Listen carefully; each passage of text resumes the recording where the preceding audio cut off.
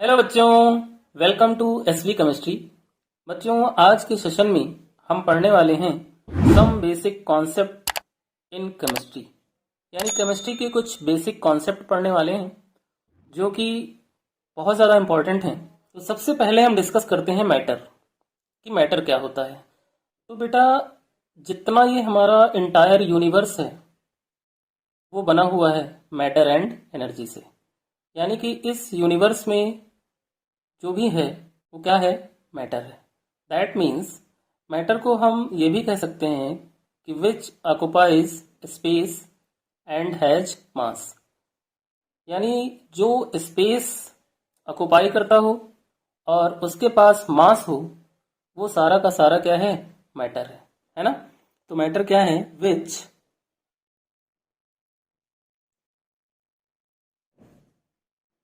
Occupies space and has mass. ये हमारा क्या हुआ? मैटर हो गया।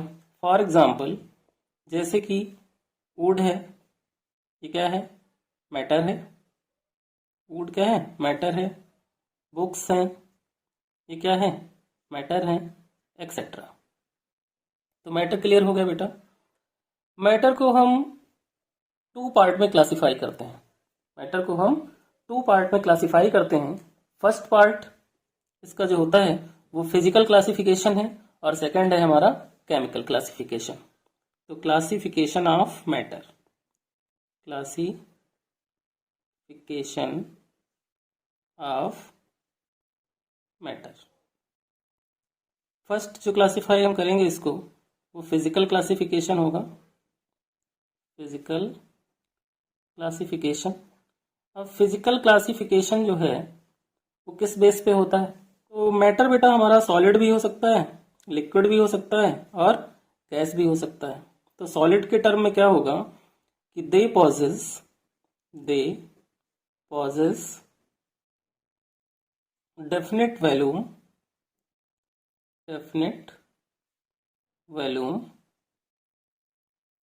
And definite shape,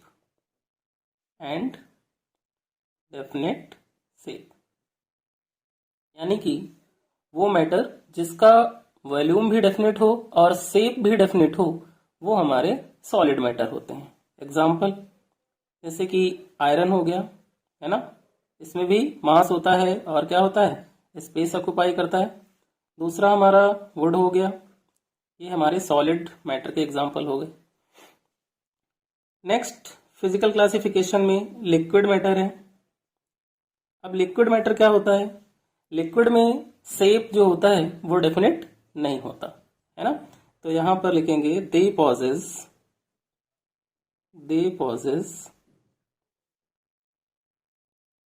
definite volume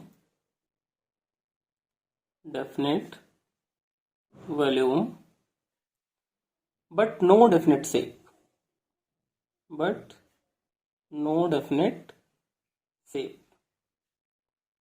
यानी कि जो लिक्विड मैटर होते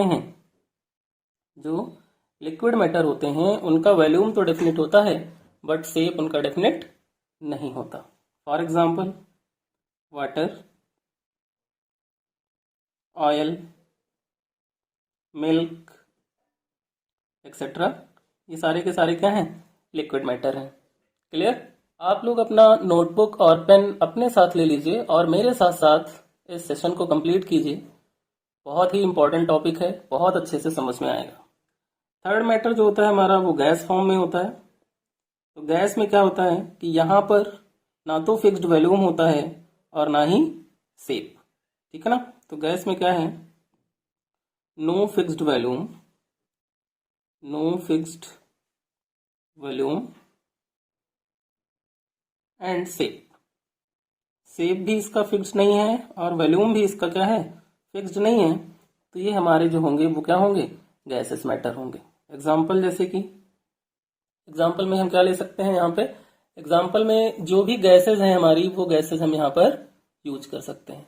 like hydrogen gas, oxygen gas, nitrogen gas etcetera. तो फिजिकल क्लासिफिकेशन में मैटर जो है सॉलिड फॉर्म में था, लिक्विड फॉर्म में था एंड गैस फॉर्म में था। अब हम इसका केमिकल क्लासिफिकेशन करते हैं, ठीक है ना। सेकंड क्लासिफिकेशन क्या है? Chemical classification. Chemical classification, chemical classification में बेटा एक तो हमारा होता है प्योर सब्सटेंस। क्या होता है? Pure substance. और दूसरा हमारा होता है मिक्सचर। तो पहले हम बात करते हैं किसकी? प्योर सब्सटेंस की, कि प्योर सब्सटेंस क्या होते हैं और कैसे होते हैं। तो प्योर सब्सटेंस में क्या है कि only one substance in sample, मतलब कोई भी मैटर का क्या हो, सैंपल हो, है ना, उसमें सिर्फ एक सब्सटेंस हो और उसका क्या हो, डेफिनेट कंपोजिशन हो। उसका क्या हो, डेफिनेट कंपोजिशन हो। तो यहां पर मेरे साथ लिखो, only one substance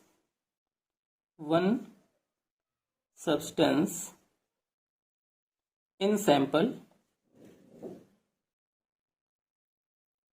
only one substance in sample, वो भी किसमें? डेफिनेट कंपोजिशन में, ठीक है ना। फॉर एग्जाम्पल जैसे कि हमारे पास मॉलिक्यूल्स हैं, हमारे पास मॉलिक्यूल्स हैं, ये क्या हैं? सब्सटेंस हैं, प्योर। एलिमेंट्स हैं, एलिमेंट्स क्या हैं? प्योर सब्सटेंस हैं। कंपाउंड हैं, ये क्या है? हमारे प्योर सब्सटेंस है। बट कंडीशन यही है कि क्या होना चाहिए? डेफिनेट कंपोजिशन होना चाहिए। क्लियर हो गया? दूसरे हैं बेटा हमारे क्या? मिक्सचर, है ना। अब मिक्सचर जो होते हैं वो टू टाइप के होते हैं। कौन से? एक तो हमारा होता है होमोजीनियस मिक्सचर। कौन सा? होमोजीनियस। और दूसरा हमारा होता है हेट्रोजीनियस मिक्सचर। ये टू टाइप के मिक्सचर हमारे होते हैं, ठीक है ना। तो होमोजीनियस मिक्सचर जो होते हैं बेटा वो कैसे होते हैं? यूनिफॉर्म कंपोजिशन में होते हैं। कैसे होते हैं? यूनिफॉर्म कंपोजिशन में। और इन्हीं को हम क्या कहते हैं? सॉल्यूशन कहते हैं। क्यों? क्योंकि इस कंपोजिशन में क्या होता है, जब हम माइक्रोस्कोप के थ्रू सॉल्यूशन को देखते हैं या होमोजीनियस मिक्सचर को देखते हैं तो वहां पे हमें कोई भी पार्टिकल दिखाई नहीं देता, ठीक है ना। ये यूनिफॉर्म कंपोजिशन में सॉलिड फॉर्म में भी हो सकते हैं, लिक्विड फॉर्म में भी हो सकते हैं, गैस फॉर्म में भी हो सकते हैं। अब सॉलिड फॉर्म में जो सोल्यूशन होते हैं वो लाइक एलॉय, एलॉय जो है वो सॉलिड सोल्यूशन है। लिक्विड फॉर्म में जो कंपोजिशन होगा होमोजीनियस मिक्सचर का वो क्या है? शुगर सोल्यूशन है, वो लिक्विड सोल्यूशन हो गया। और गैस फॉर्म में जैसे एयर प्लस ऑक्सीजन का मिक्सचर, ये गैसेस सोल्यूशन हो गया। और हेट्रोजीनियस सोल्यूशन जो होते हैं वो do not have uniform composition, do not have uniform composition। तो वो केमिकल क्लासिफिकेशन टू टाइप का था बेटा, प्योर सब्सटेंस थे और मिक्सचर थे। अब हम बात करते हैं एटम्स की, कि एटम्स क्या होते हैं। तो बेटा आपको भी पता है कि एटम्स जो है एक ऐसा स्मॉलेस्ट पार्टिकल है एलिमेंट का जो कि एग्जिस्ट रह भी सकता है फ्री स्टेट में और नहीं भी रह सकता है। तो क्या डेफिनेशन इसकी बनेगी? The smallest particle, the smallest particle of an element, of an element which may or may not be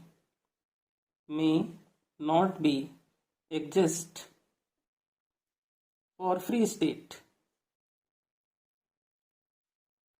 ये तो हो गया हमारा एटम्स की डेफिनेशन। यानी कि जो अकेले रहते हैं बेटा वो एटम कहलाते हैं। फॉर एग्जाम्पल अगर हम एग्जाम्पल की बात करें तो एटम हमारा जैसे H हाइड्रोजन है, नाइट्रोजन है, ऑक्सीजन है, कॉपर है, एक्सेट्रा, ये सारे के सारे क्या है? हमारे एटम है। क्लियर हो गया? जो अकेले एलिमेंट रहेंगे उन्हें हम क्या कहेंगे? एटम कहेंगे। अब हम बात करते हैं मॉलिक्यूल्स की, कि मॉलिक्यूल्स क्या होते हैं।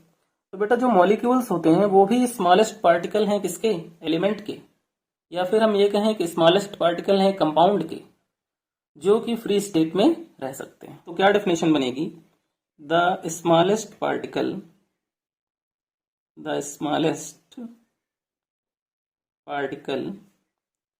Of an element or a compound which exist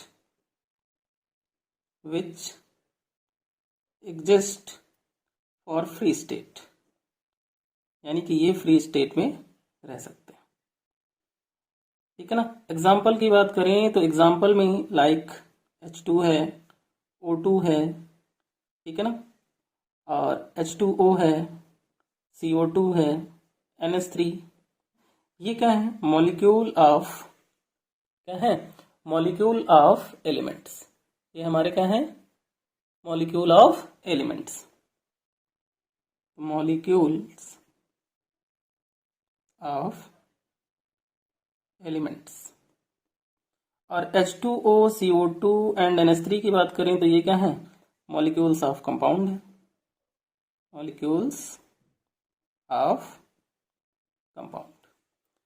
तो ये थे बेटा कुछ बेसिक टर्म जो कि हमें पता होने चाहिए और बहुत ही ज़्यादा क्या है, ये इम्पॉर्टेंट है। ठीक है ना। तो इन्हें भी अच्छे से प्रिपेयर करना है आपको। सो बेटा अब हम पढ़ेंगे मेजरमेंट इसलिए क्योंकि अभी हमने मैटर में फिजिकल क्लासिफिकेशन में पढ़ा कि जो मैटर है वो सॉलिड फेज में भी होता है, लिक्विड भी होता है और गैस भी होता है। तो इन सब का जो मेजरमेंट हम करेंगे उसी मेजरमेंट एंड उसकी यूनिट्स को हम पढ़ने वाले हैं। तो फर्स्ट जो मेजरमेंट है हमारा बेटा वो है लेंथ। क्या है, लेंथ। और लेंथ की जो यूनिट होती है वो क्या है, या तो हम लेंथ को मीटर में मेजर करते हैं या फिर हम सेंटीमीटर में करते हैं, है ना। सेकंड है हमारा एरिया। एरिया को हम मीटर स्क्वायर में मेजर करते हैं। थर्ड है हमारा वॉल्यूम। वॉल्यूम को हम लीटर में, ml में, सेंटीमीटर क्यूब जिसे हम cc कहते हैं, मीटर क्यूब, डेसीमीटर क्यूब में लिखते हैं, है ना। यानी कि ये इसकी क्या है, यूनिट है। 1 सेंटीमीटर क्यूब जो होता है वो होता है बेटा 10⁻⁻² मीटर। ऐसे ही 1 डेसीमीटर क्यूब जो होता है, 1 डेसीमीटर क्यूब वो होता है 10⁻⁻1 मीटर। ऐसे ही 1 मिलीमीटर जो होता है वो कितना होता है, 10⁻³ मीटर होता है। ये यूनिट भी बहुत इंपॉर्टेंट है। और 1 किलोमीटर जो होता है वो होता है 10⁻³ मीटर के। फोर्थ है हमारा बेटा वेट। और वेट को हम मेजर करते हैं किलोग्राम में या फिर ग्राम में। सो 1 लीटर की अगर हम बात करें तो 1 लीटर इक्वल टू कितना होता है, 1000 ml होता है। और 1000 ml किसके इक्वल होता है, 1000 सेंटीमीटर क्यूब के, यानी कि cc। और 1000 cc जो होता है वो होता है 1/1000 मीटर क्यूब के। और ये इक्वल होता है 1 डेसीमीटर क्यूब के। इतनी बात समझ में आ गई बेटा। 1 ml जो होता है वो इक्वल टू होता है 1 cc के, 1 ml 1 cc के। और 1 मीटर क्यूब जो होता है वो इक्वल होता है 1000 लीटर के। और 1 kg में क्या होता है, 1000 ग्राम होते हैं। तो ये कुछ हमारे क्या है, यूनिट कन्वर्जन है। और 1 सेंटीमीटर क्यूब है ना, 1 सेंटीमीटर क्यूब जो होता है वो होता है 10⁻⁻6 मीटर के। ठीक है, जो कि केमिस्ट्री में बहुत ज़्यादा हेल्प करते हैं हमारी। और नेक्स्ट जो हमारा मेजरमेंट है प्रेशर का है। और प्रेशर की बहुत ज़्यादा यूनिट है ना। प्रेशर की जो यूनिट है वो कौन कौन सी हैं, एक तो प्रेशर को हम एटीएम में मेजर करते हैं, है ना, बार में मेजर करते हैं, टॉर में मेजर करते हैं, और mmHg में मेजर करते हैं, cmHg में मेजर करते हैं, है ना, और पास्कल में भी मेजर करते हैं। किसमें? पास्कल में। इतनी सारी यूनिट है ना। तो यहाँ पर बेटा जो 1 ATM होता है वो किसके इक्वल होता है ना, वो हम समझते हैं। तो 1 ATM इक्वल टू होता है बेटा, 1 ATM इक्वल टू होता है 1.013 इंटू 10⁵ पास्कल के, और 1 ATM इक्वल होता है 1.013 बार के, और 1 ATM इक्वल होता है 760 mmHg और 76 cmHg के, ठीक है ना। और 1 बार जो होता है वो इक्वल होता है 10⁵ पास्कल के। ये हो गई हमारी प्रेशर की यूनिट। ओके बेटा, अब यहां पर हम देखें तो 1 ATM जो है वो इक्वल किसके हुआ, 1.013 बार, और ये इक्वल किसके हुआ, 760 mmHg, ये इक्वल किसके हुआ, 76 cmHg। अब यहां पर अगर एक क्वेश्चन आए, क्वेश्चन क्या है कि 152 cmHg, 152 cmHg convert in 1 ATM, यानी कि 152 cmHg को हमें 1 ATM में क्या करना है, कन्वर्ट करना है। तो कैसे करेंगे, तो यहाँ पे हो गया कितना, 152 cmHg है, और इसको ATM में कन्वर्ट करने के लिए क्या करेंगे, 1 ATM इक्वल टू कितना होता है, 76 cmHg। तो 76 cmHg पर ATM से इसको हम डिवाइड कर देंगे, तो 76 1 और 76 2 जा 152, cmHg से cmHg कैंसिल, और ये हमारा 2 ATM आ जाएगा। तो यहाँ पर हम क्या कर सकते हैं, प्रेशर की यूनिट का कन्वर्जन कर सकते हैं, ठीक है ना। जैसे अभी हम लीटर में कन्वर्जन कर रहे थे कि 1 लीटर इक्वल टू 1000 ml और 1 ml इक्वल टू 1 cc, ठीक है ना, और 1000 centimetre cube cc equal to 1 decimetre cube. उसी तरह हम प्रेशर की यूनिट का भी कन्वर्जन कर सकते हैं। नेक्स्ट है बेटा हमारा टेम्परेचर। 6 हमारा क्या है, टेम्परेचर है। टेम्परेचर की जो यूनिट होती है वो तो केल्विन होती है, या फिर डिग्री सेल्सियस होती है, या फिर डिग्री फ़ारेनहाइट होती है, ठीक है ना। अगर हम केल्विन को फाइंड करना चाहें तो डिग्री सेल्सियस में 273 हमें प्लस करना होता है, ठीक है ना। और अगर हम फ़ारेनहाइट को फाइंड करना चाहें तो इसका फॉर्मूला होता है 9/5 डिग्री सेल्सियस प्लस 32। केल्विन में डिग्री सेल्सियस को कन्वर्ट करने के लिए हमें ये फॉर्मूला अप्लाई करना पड़ेगा, और डिग्री सेल्सियस को फ़ारेनहाइट में कन्वर्ट करने के लिए हमें ये फॉर्मूला अप्लाई करना पड़ेगा। तो अगर यहाँ पर हम क्वेश्चन लें कि हमारे पास 20 डिग्री सेल्सियस है और हमें फाइंड करना है केल्विन में उसकी वैल्यू और फ़ारेनहाइट में उसकी वैल्यू, ये दोनों चीज़ें हमें फाइंड करनी है। तो कैसे फाइंड करेंगे, तो यहाँ पे जो फॉर्मूला है kelvin equal two degree Celsius plus 273 है, तो केल्विन हमारा हो गया। अब इस केल्विन में क्या करो, 20 डिग्री सेल्सियस हमें गिवन है, उसमें क्या करो 273 प्लस कर दो, और ये कितना आ जाएगा, 293 केल्विन आ जाएगा। तो डिग्री सेल्सियस को हमने क्या किया, केल्विन में कन्वर्ट कर लिया, ठीक है। अब डिग्री फ़ारेनहाइट हमें कैलकुलेट करना है, तो डिग्री फ़ारेनहाइट इक्वल टू क्या है, 9/5 कितने डिग्री सेल्सियस है, 20, तो यहाँ 20 रख लो, प्लस 32 कैंसिल करो, 5 1 जा 5, 5 4 जा 20, ठीक है, 9 4 जा कितना 36 प्लस 32, और ये कितना हो गया 68, है ना, 68 डिग्री फ़ारेनहाइट। इस तरह से हम क्या करते हैं कि डिग्री सेल्सियस को हम केल्विन में कन्वर्ट कर सकते हैं और डिग्री फ़ारेनहाइट में भी हम कन्वर्ट कर सकते हैं। अब हम सीखेंगे बेटा how to learn atomic mass of elements, वो भी फर्स्ट 20। ये जो बेटा फर्स्ट 20 एलिमेंट हैं इनके एटॉमिक मास हमें याद होने ही चाहिए, क्योंकि इनका बहुत ही ज़्यादा यूज होता है और मैक्सिमम क्वेश्चंस या मैक्सिमम टॉपिक ऐसे हैं जहां पर हमें इनकी रिक्वायरमेंट होती है। तो कैसे हमें लर्न करना है एटॉमिक मास ऑफ एलिमेंट्स, वो हम सीखते हैं। तो इसकी सबसे अच्छी ट्रिक मैं आपको सिखाता हूं, जिसकी हेल्प से आप बहुत ही इजीली एटॉमिक मास लर्न कर लोगे। तो बेटा एटॉमिक नंबर जो होता है, एटॉमिक नंबर, उसको हम किससे रिप्रेजेंट करते हैं? जेड से करते हैं। ये क्लियर हो गया। अब जब हम पीरियोडिक टेबल पढ़ रहे थे वहां पर हमने एलिमेंट लर्न करना सिखाया था और बताया था कि इनके एटॉमिक नंबर भी हम लेफ्ट टू राइट लर्न कर सकते हैं। तो एटॉमिक नंबर बेटा क्या होता है कि कुछ एलिमेंट्स के इवन एटॉमिक नंबर होते हैं और कुछ के होते हैं ऑड। तो जिनके इवन एटॉमिक नंबर हैं उनका अगर हमें एटॉमिक मास फाइंड करना है तो एटॉमिक मास को हम रिप्रेजेंट किससे करते हैं? ए से, है ना। तो क्या करेंगे कि जो एटॉमिक नंबर है उसका ट्वाइस कर देंगे, इसका एटॉमिक नंबर ट्वाइस कर देंगे। यानी कि जो एलिमेंट ऐसे हैं जिनके एटॉमिक नंबर जो है इवन है, उनको हम 2 से मल्टीप्लाई कर देंगे तो हमें क्या मिल जाएगा?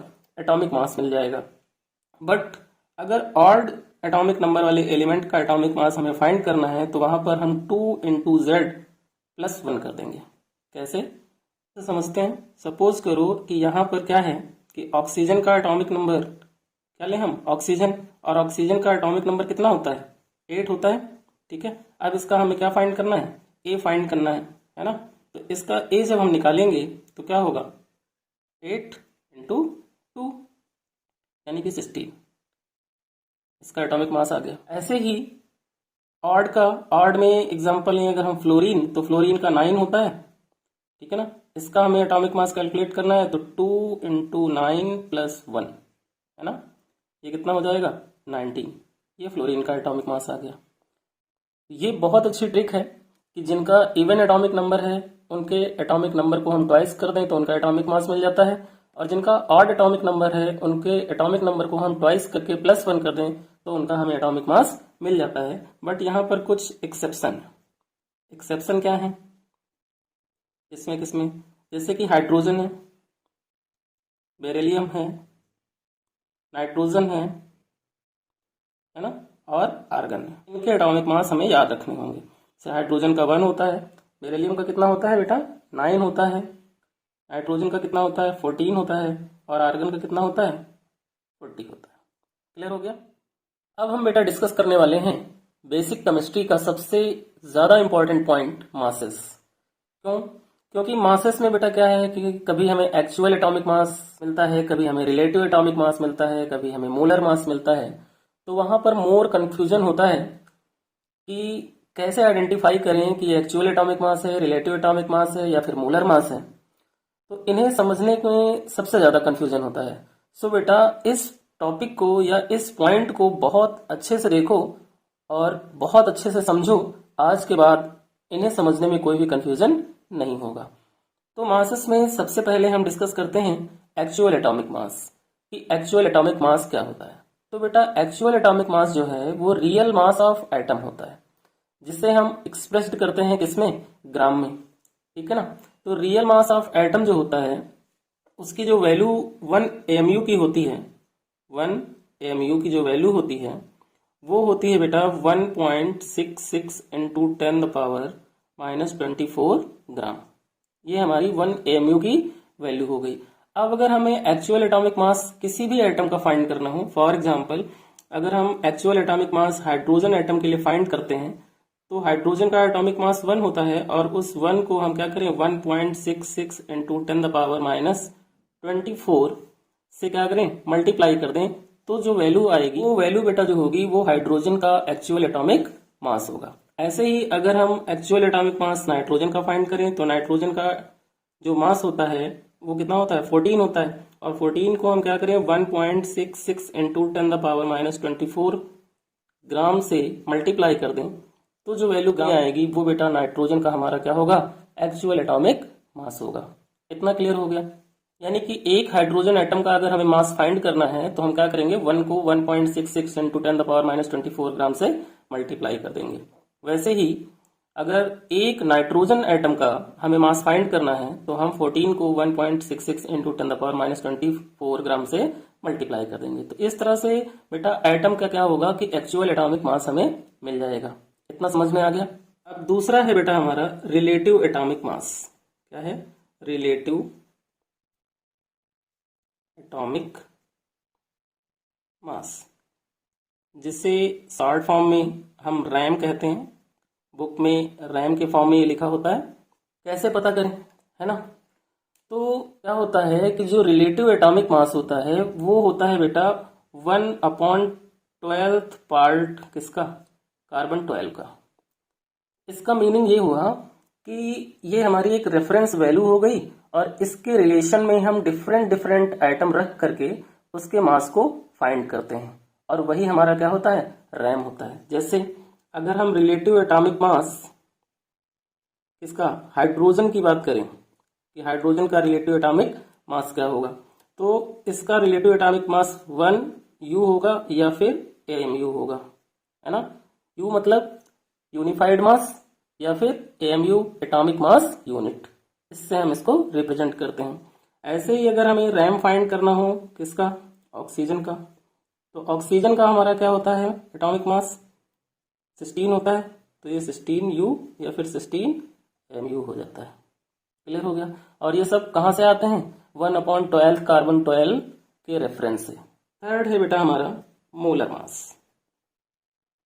मोलर मास, ठीक है ना? अब ये मोलर मास क्या होता है? Mass of 1 mole of substance जो होता है उससे हम कहते हैं बेटा मोलर मास। मास ऑफ 1 मोल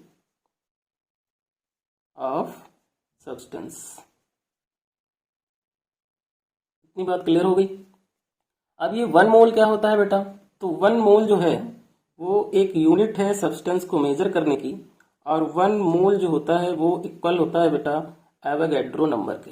इसके एवोगैड्रो नंबर। और एवोगैड्रो नंबर की जो वैल्यू होती है वो होती है बेटा कितनी? 6.022 इंटू 10⁻23। क्लियर? यानी कि mass of 1 mole of substance जो होता है वो क्या होता है? मोलर मास होता है। और 1 मोल जो होता है वो इक्वल होता है किसके? एवोगैड्रो नंबर के। और एवोगैड्रो नंबर की वैल्यू होती है 6.022 इंटू 10⁻23। दैट मीन्स हम ये कह सकते हैं कि 1 मोल इक्वल टू किसके होता है? 6.022 इंटू 10⁻23 के।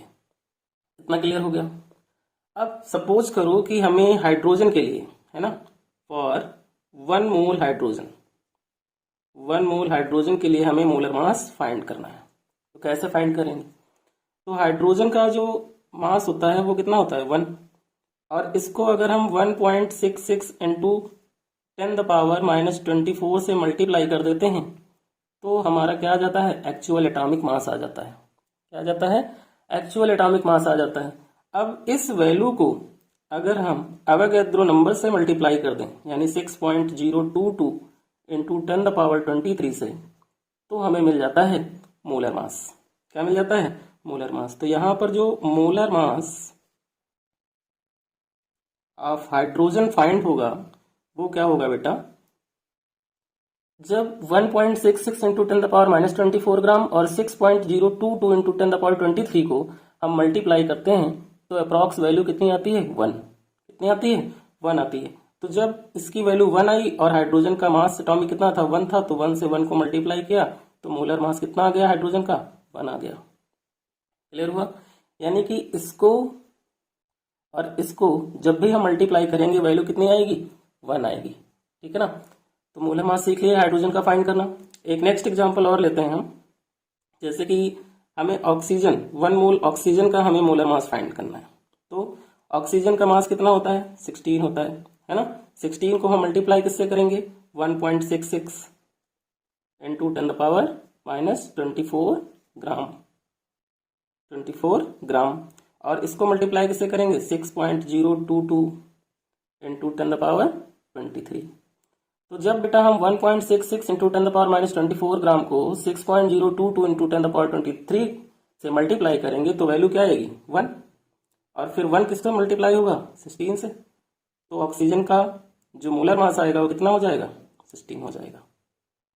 ऐसे ही कोई भी हम एलिमेंट ले लें, जैसे कि सल्फर ले लें। सल्फर का कितना होता है मास? एटॉमिक मास 32 होता है।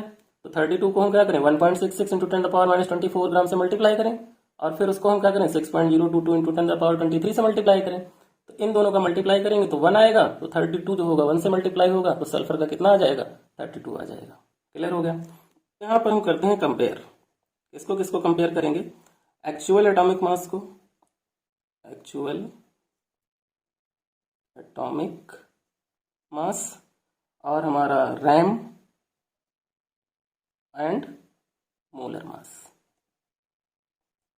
इन तीनों में डिफरेंस हम वन लाइन में समझते हैं, है ना। फॉर एग्जांपल यहाँ पे हमने ऑक्सीजन लिया है, क्या लिया है ऑक्सीजन।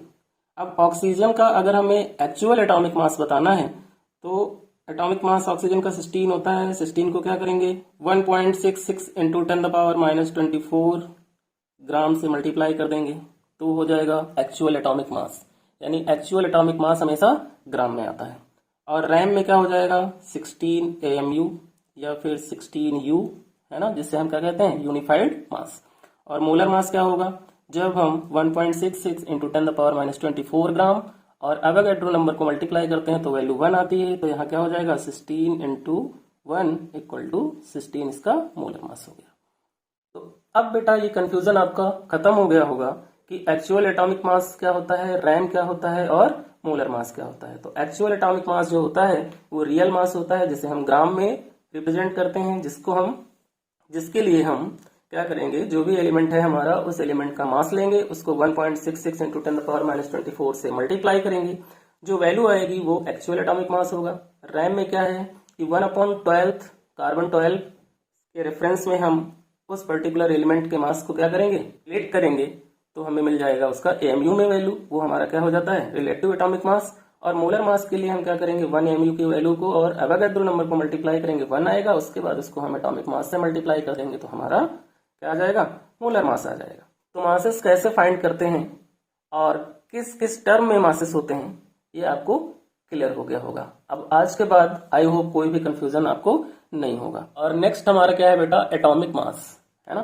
तो एटॉमिक मास क्या होता है, फोर्थ हमारा क्या है एटॉमिक मास। ये एटॉमिक मास जो होता है बेटा ये क्या होता है यूनिटलेस होता है ना, इसकी कोई यूनिट नहीं होती। कैसे आता है, जैसे कोई एटम है तो उस एटम में proton plus neutron plus electron, अगर इन तीनों को हम ऐड कर दें, है ना, प्रोटॉन न्यूट्रॉन प्लस इलेक्ट्रॉन तीनों को ऐड कर दें तो जो मास हमें मिलेगा वो क्या होगा एटॉमिक मास होगा। ठीक है ना। तो ये था हमारा मासेस का कॉन्सेप्ट, क्योंकि आपको बहुत अच्छे से क्लियर हो गया होगा और ये बहुत ही ज्यादा इंपॉर्टेंट है मेरे प्यारे बच्चों, इसलिए इसे आपको ध्यान रखना है।